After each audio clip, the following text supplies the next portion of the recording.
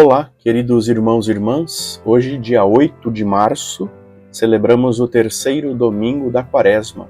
Vamos fazer uma breve reflexão sobre a liturgia da palavra deste domingo, o que Deus tem a nos dizer através de sua palavra. A primeira leitura de hoje é tirada do livro do Êxodo, capítulo 17, versículo 3 a 7, e narra um momento onde o povo de Deus, o povo hebreu, liberto do Egito, caminhando pelo deserto, sente sede e, diante disso, começa a murmurar contra Deus e a murmurar contra Moisés, seu líder, dizendo: "Por que nos fizeste sair do Egito? Foi para nos fazer morrer de sede, a nós, nossos filhos e nossos gados?" Diante disso, nós podemos notar que a vida em liberdade, a libertação que o povo recebeu do Egito e a libertação que o Senhor deseja dar a cada um de nós exige responsabilidade, exige sacrifício, exige luta. Caminhar na liberdade é algo muito importante, mas também muito trabalhoso. O povo, quando sentiu sede, logo murmurou e, de algum modo, sentiu saudades da escravidão, como se ser escravo fosse algo bom. Diante disso, Moisés se dirige a Deus e pede a ele o conselho para o que ele deveria fazer diante da reclamação de todo o povo. Deus, em sua benevolência, faz com que brote água da pedra para saciar a sede de todo o povo.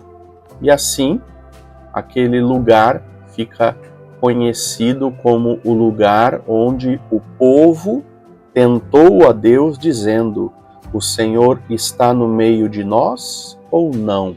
Mais uma vez, nós ouvimos na liturgia a palavra tentação e lembramos da palavra de Jesus no seu deserto quaresmal: "Não tentarás ao Senhor teu Deus." E assim, nós entramos no tema central desta liturgia que pode ser proposto para refletirmos. Na nossa vida, nós temos sede, precisamos da água. Biologicamente e fisicamente falando, necessitamos da água para sobreviver. Uma grande porcentagem do nosso corpo é feita de água, por isso ela é um elemento vital na nossa vida. Deus nos dá a água para beber, para saciar a nossa sede. Basta vermos a criação, como Deus criou a abundância da água, que hoje em dia está em xeque e em muitos lugares já a água falta. E como é sofrido para um povo que não tem água para beber. No entanto, Deus deu ao homem o mundo, a criação, com tudo o que é necessário para ele bem viver. Mas existe uma outra sede que nós temos, uma sede que não é saciada nem com a água mais pura, mais limpa existente neste mundo, a sede de Deus, como nos diz o Salmo 62, "A minha alma tem sede de Deus e anseia pelo Deus vivo." Nós temos sede de Deus, nós temos sede da água que Deus pode nos dar, a água da qual nós bebemos e ficamos saciados. É isso que nós vamos refletir e contemplar no Evangelho de hoje, tirado de João, capítulo 4, versículo 5 a 42, que narra o encontro de Jesus com a mulher samaritana. Jesus foi a Samaria, a uma cidade chamada Sicar, e perto do poço de Jacó, ele então senta-se porque estava cansado. Aqui nós vemos um traço da humanidade de Jesus. Jesus também se cansava, porque ele caminhava para pregar o reino de Deus. Ele se cansava como qualquer um de nós nos cansamos quando trabalhamos.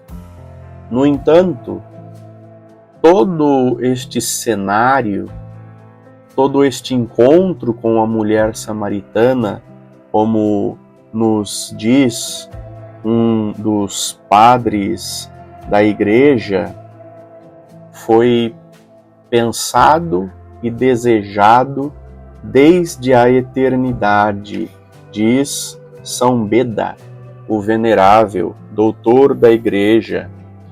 Jesus sentou-se sobre a fonte porque sabia muito bem que ali viria uma mulher que desde a eternidade ele soberanamente tinha escolhido para que viesse a crer e a se salvar. Veja que palavra interessante nós podemos ouvir hoje. E ele se senta também porque sentar-se é a posição do mestre que ensina, e ele preparou aquele momento para ensinar aquela mulher samaritana naquele encontro. E o encontro se dá. A mulher chega para tirar água do poço e Jesus pede: dá-me de beber. Mas este pedido é muito mais profundo do que nós imaginamos. Vamos depois compreender qual era a sede de Jesus. E aí então começa o diálogo. Jesus fala para a mulher: se tu conhecesses o dom de Deus, tu mesma lhe pedirias a ele: dá-me de beber, e ele te daria a água viva. A mulher estava espantada porque um judeu estava conversando com ela. O Evangelho vai narrar que os judeus não se davam com os samaritanos por questões religiosas, políticas e assim por diante.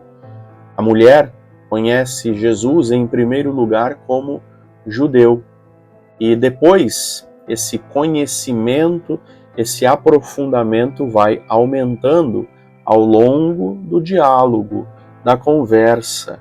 Daí então que a mulher, sem entender o que Jesus estava dizendo, vai responder ao mestre: Senhor, tu não tens nem um balde para tirar a água do fundo do poço. E daí então que Jesus vai responder: todo aquele que bebe desta água terá sede de novo, mas quem beber da água que eu darei, este nunca mais terá sede, e a água que eu lhe der se tornará nele uma fonte que jorra para a vida eterna. Daí então que a mulher começa a compreender que Jesus estava falando algo muito mais profundo do que apenas saciar a sede com a água do poço. E aí vem o pedido: Senhor, dá-me dessa água, para que eu não tenha mais sede. Senhor, dá-me dessa água, para que eu não tenha mais sede.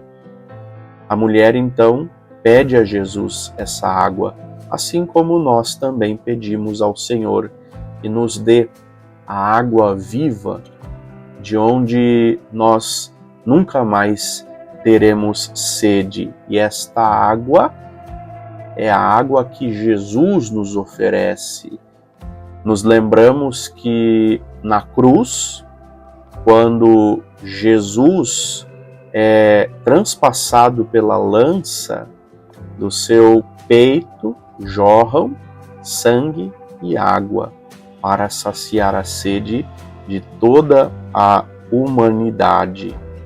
Depois, no diálogo, Jesus revela coisas sobre a vida daquela mulher que ela não sabia, não fazia ideia que ele conhecia. E então aquela mulher percebe e reconhece que ele é um profeta e diz: Senhor, vejo que és um profeta. E na conversa, no diálogo, surge o tema da adoração. Qual é o lugar ideal, verdadeiro para a adoração? Nosso Senhor Jesus Cristo vai dizer àquela mulher e a todos nós que os verdadeiros adoradores adorarão o Pai em espírito e verdade. Ou seja, não existe um local para adorar o Pai. Existe a intenção do coração em adorá-lo em espírito e verdade. É claro que na igreja temos o lugar privilegiado para adorar a Deus, mas nós devemos nos tornar os verdadeiros adoradores de Deus que o adoram em espírito e verdade, ou seja, em todos os momentos da vida e em todos os lugares onde estão. Daí então que, ao escutar isso, a mulher reproduz outro assunto. Sei que o Messias, que se chama Cristo, vai chegar. Quando ele vier, vai nos fazer conhecer todas as coisas. E aí vem a resposta de Jesus: sou eu que estou falando contigo, sou eu o Cristo. E é muito interessante prestarmos atenção nesta resposta de Jesus, porque nas muitas curas e milagres que Jesus realizava, ele pedia: não conteis nada para ninguém. Mas para esta mulher, ele se apresenta como Cristo, porque ele tinha uma intenção, tinha a intenção de, através desta mulher, salvar muitas almas naquele lugar. Daí então que aquela mulher passa a acreditar no Deus vivo e verdadeiro, nosso Senhor Jesus Cristo, Filho de Deus. E ao reconhecer Jesus como o Cristo, o Messias, vai imediatamente anunciá-lo aos seus irmãos, de modo que muitos samaritanos passaram a acreditar em Jesus e foram ao seu encontro e ainda pediram para que Jesus pudesse ficar com eles mais tempo. Jesus então passa 2 dias com os samaritanos e converte, salva um grande número de pessoas. Enquanto os judeus detestavam Jesus e o rejeitavam, os samaritanos acolhem a palavra e a pessoa de Jesus.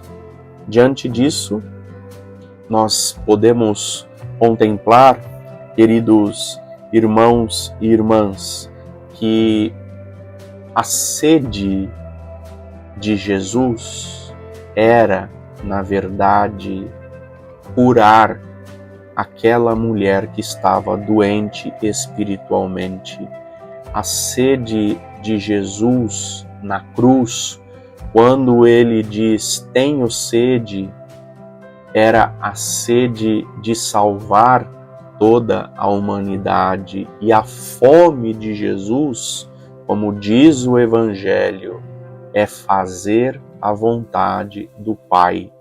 Quando os discípulos voltam com os alimentos, eles então pedem para Jesus: come, Senhor. E Jesus responde: meu alimento é fazer a vontade do Pai. E daí então nós vemos como a graça de Deus trabalhou para a salvação de muitas pessoas. Através de uma pessoa, Jesus atraiu muitos até si. Esse é o ensinamento de como é a pedagogia de Jesus. Ele nos encontra na comunidade, mas o encontro pessoal, o encontro face a face é muito importante. É muito interessante também notarmos que Jesus prepara todo o contexto. Ele envia os discípulos para comprarem, para conseguirem alimentos, para ficar sozinho no poço, junto com a mulher, como se fosse uma isca, diz Santo Efrem. Ele tinha afastado os discípulos para que eles não lhe espantassem a presa. Ele lançou a isca para a pomba, esperando apanhar todo um bando. Então esta é a analogia, a metáfora que este padre da igreja usa para se referir ao encontro de Jesus com a samaritana. Por isso, diante disso, queridos irmãos e irmãs, deixemos com que Jesus encontre também a nós.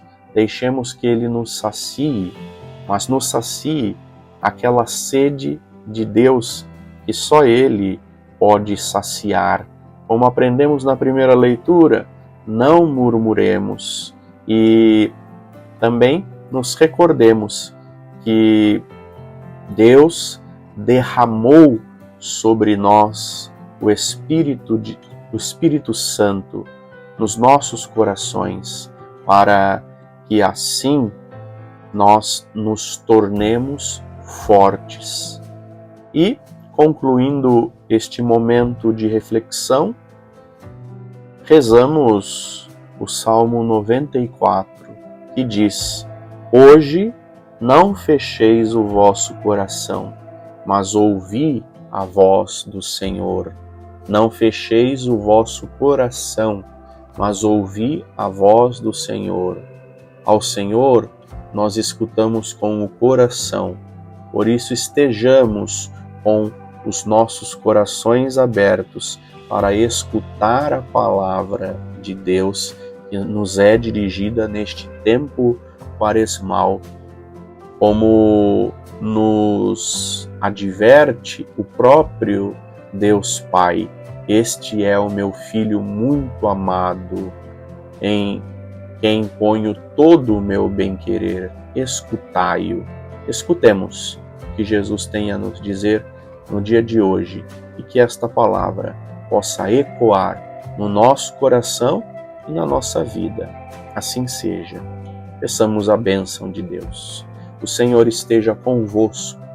Ele está no meio de nós. Abençoe-vos o Deus Todo-Poderoso, Pai, o Filho e o Espírito Santo. Amém. Um bom domingo a todos.